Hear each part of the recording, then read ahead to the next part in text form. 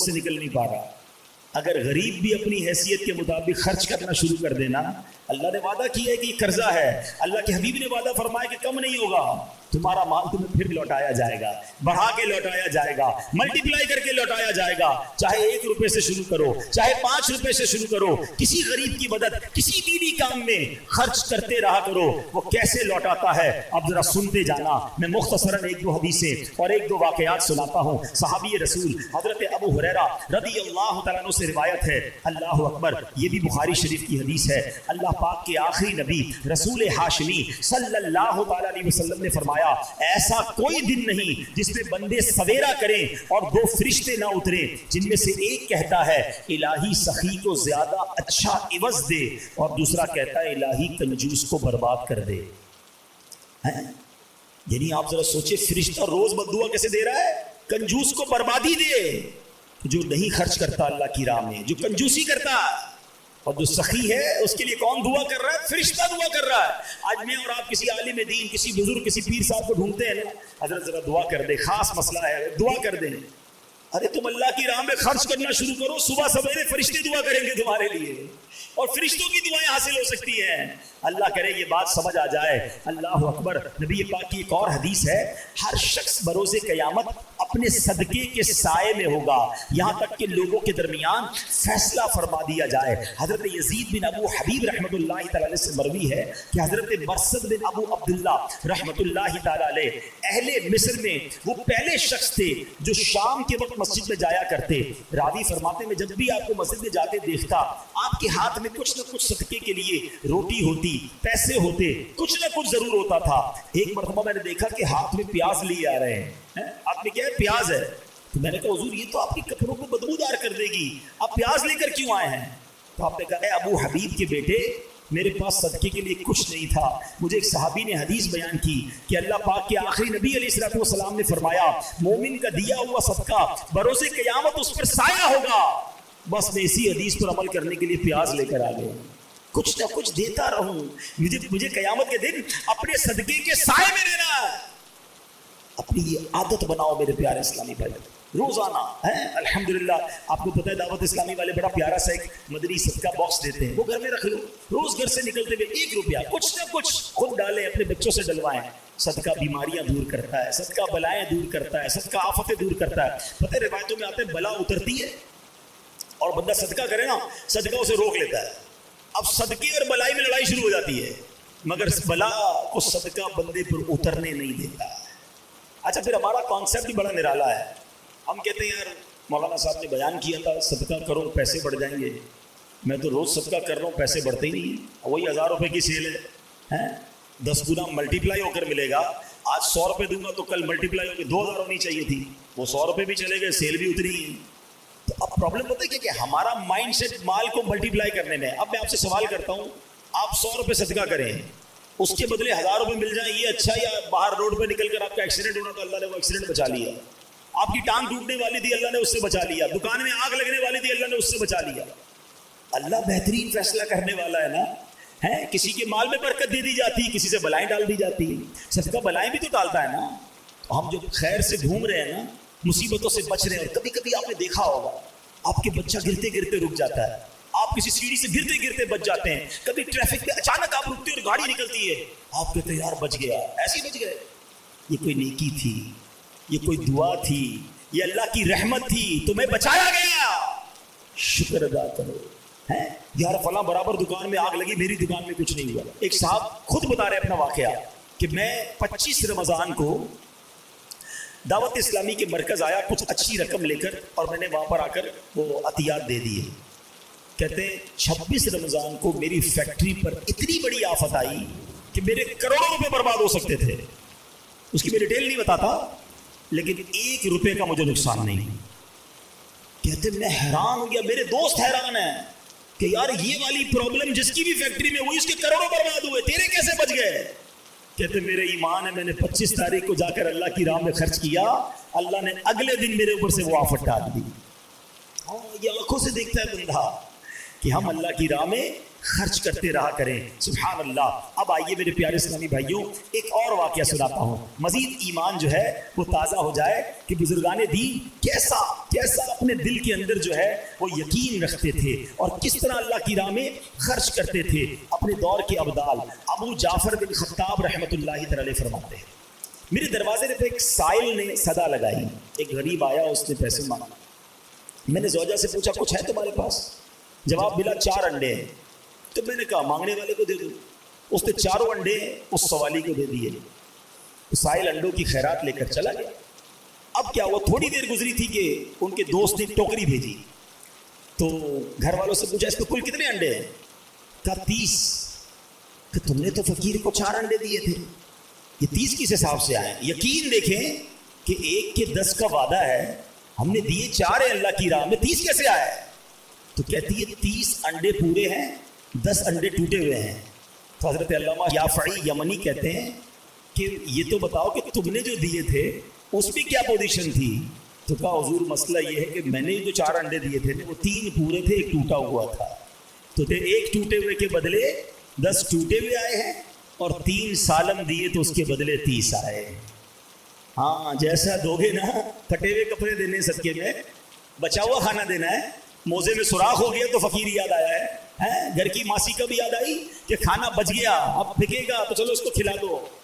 یہ نہ کیا کرو, جیسا دو گے ویسا ملٹی پلائی ہوگا. جو خوشی سے دے گا نا, مزے کی بات بتاؤں, گھر میں ملازم ہوا کرے نا, ابھی رمضان آ رہا ہے, یقین کریں گھر میں ملازم ہیں یا اور کوئی رشتہ دار ہے نا, آپ کا افطاری تیار ہو جائے, پہلے اچھی افطاری نکال کر اپنے ملازمین کو کھلاؤ, کم نہیں ہوگا, تمہارا کچھ نہیں جائے گا. ایسا ہی جو آپ کے بچوں نے کھانا ہے نا, وہ کسی کو 4 کو نہیں کھلائے, 1 کو کھلا دیں, مگر ایسا کھلاؤ جیسے تم اپنے بچوں کو کھلاؤ. پھر دیکھو کیسی برکت آئے گی, کیسا ملٹی پلائی ہوگا. خوشی سے دو نا. یہی مسئلہ ہمارا فطرے میں چل رہا ہے, سالوں سال سے چل رہا ہے. مجھے تو فارمولہ ہی آج تک سمجھ نہیں آیا ہے. اللہ پاک ہمارے مفتی منیب الرحمان صاحب کو سلامت رکھے, بچپن سے سنتے آ رہے ہیں حضرت جو فطرہ اعلان کرتے تھے ہم وہ فطرہ دے دیتے تھے. پہلے 25 روپے تھا, 30 روپے تھا, 50 ہوا, 100 ہوا, 150 ہوا, اب 250 300 ہو جائے گا. وہ اللہ کے بندے پوری حدیث تو سنو نا. وہ بھی اعلان 4 فطرے فرماتے ہیں. کیا ہوتا ہے؟ اب تو دعوت اسلامی کے مدنی مرکز سے بھی اعلان ہوتا ہے فطرے. حدیث پڑھو نا, حدیث میں نبی پاک نے 4 قسم کے فطرے بیان کیے, کشمش کا, جو کا, کھجور کا, اور پھر گندم کا. ہم نے کون سا دینا ہے؟ سب سے سستا والا گندم. ٹھیک ہے, غریب آدمی دے گندم کا, کوئی منع نہیں, اس کا فطرہ ادا ہو جائے گا. مگر جس کو روز افطار میں اجوا کھجور چاہیے, سموسے بھی چاہیے, اس کو شربت بھی چاہیے, VIP کھانا چاہیے, فطرہ دیتے وقت سب سے سستا والا. اپنے دل سے پوچھو نا, یہ میں ٹھیک کر رہا ہوں کہ کبھی ایسا ہوتا ہے کہ ہم عید کا جوڑا لینے جائیں اور دکاندار سے کہیں یار سب سے سستا والا کپڑا دکھاؤ. میں دوبارہ عرض کر رہا ہوں, غریب آدمی کی بات نہیں کر رہا, جس کو اللہ نے نوازا ہے, کپڑے بہترین والے لینے, جوتے بہترین والے لینے ہیں, بچوں کے کپڑے اچھے لینے ہیں. فطرہ کون سا؟ لوئسٹ کیٹیگری والا. یہ ناشکری ہے. اللہ کی بارگاہ میں دیتے وقت تمہیں کم والی چیز کیوں یاد آتی ہے؟ اس بار تو مزہ ہے نا کہ یا اللہ پوری رمضان تو نے مجھے بہترین کھجور سے افطار کرایا, اب میں فطرہ بھی کھجور والا دوں گا. تو نے مجھے کروڑوں سے اچھا رکھا. اچھا میرے اور آپ کے پیسے اللہ کو تھوڑی جا رہے ہیں, اللہ کو ضرورت بھی نہیں ہے, یہ یاد رکھنا. ہاں, ادھر دل دیکھا جاتا ہے کہ یہ بندہ مجھ سے محبت کرتا ہے یا مال سے محبت کرتا ہے. جب میری باری آتی ہے تو سب سے گھٹیا مال یاد آتا ہے. ہمارا مائنڈ سیٹ تو اتنا عجیب ہے پیارے اسلامی بھائیوں. مثال کے طور پہ ابھی جمعے کی نماز میں امام صاحب اعلان کریں کہ ذرا اللہ کی راہ میں خرچ کرو. آپ کو جناب آج سخاوت کا جو ہے نا دریا جوش مار رہا ہے, چلو یار آج 100 روپے دے دیتے. آپ نے اپنا پرس نکالا, 100 روپے کے 2 نوٹ ہیں اس کے اندر, ایک کڑک والا, ایک پرانا والا. سچ بتاؤ کون سا مسجد کے ڈبے میں ڈالتے ہیں؟ پرانا والا. کیوں مطلب وجہ بتاؤ نا. کڑک والا 110 روپے کا نہیں ہے, وہ بھی 100 روپے کا ہے. نیا میرے پاس رہ جائے, یہ پرانا والا اللہ کی راہ میں چلا جائے. اس سے چیک کر لو, اپنا پیرامیٹر چیک کر لو کہ جب بھی اللہ کی بارگاہ میں دینے کی باری آتی ہے نا, مجھے پرانی گھٹیا پھینکنے والی چیز کیوں یاد آتی ہے؟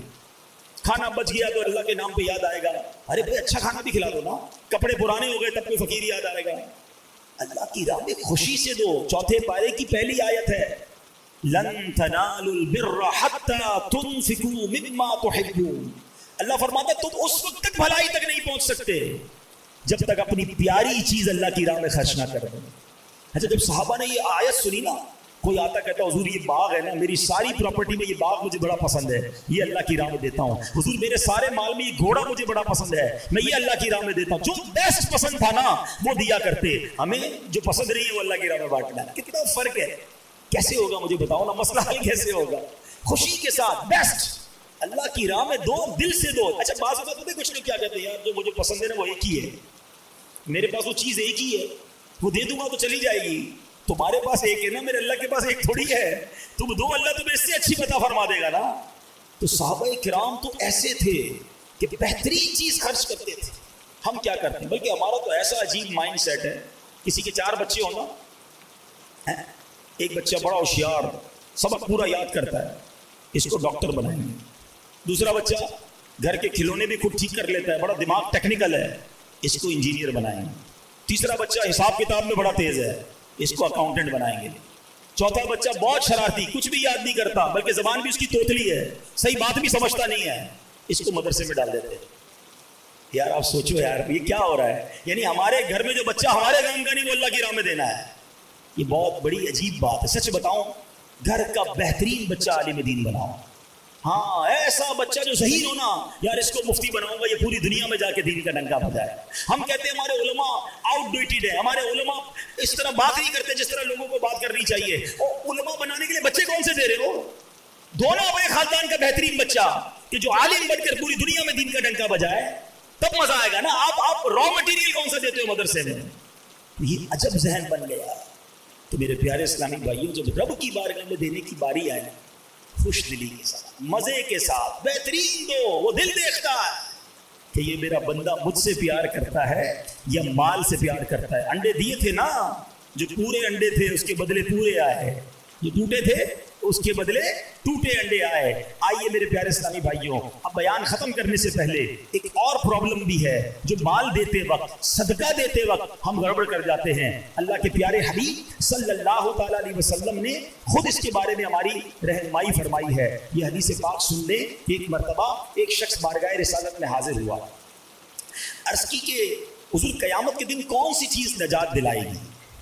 اللہ کے حبیب علیہ السلام نے فرمایا اللہ پاک کے ساتھ بددیانتی نہ کرنا.